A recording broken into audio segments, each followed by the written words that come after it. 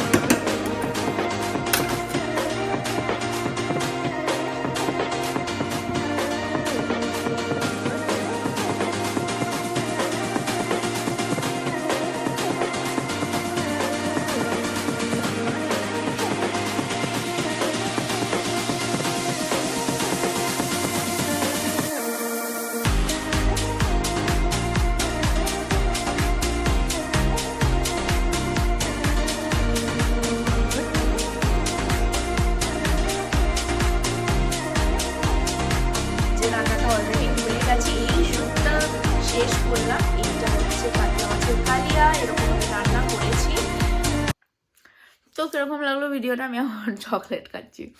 আমার বাইরে আমার প্ল্যান ছিল আজকে, আমার লন্ড্রি থেকে জামা কাপড় আনার কথা ছিল, কিন্তু খুব জোরে জ্বর চলে এসেছে, আমার মুখ চোখ দেখে বুঝতে পারছো, তো আর যেতে পারলাম না।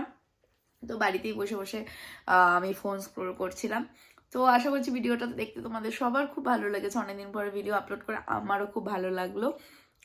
চলো আজ এই ভিডিওটা এখানেই শেষ করা যাক। আশা করছি তোমরা সবাই খুব ভালো থাকবে আগামীতে। আর please don't forget to like, share and subscribe my channel. চলো তোমাদের সাথে খুব শীঘ্রই দেখা হবে একটা নতুন ব্লগের সাথে, ততক্ষণের জন্য টাটা।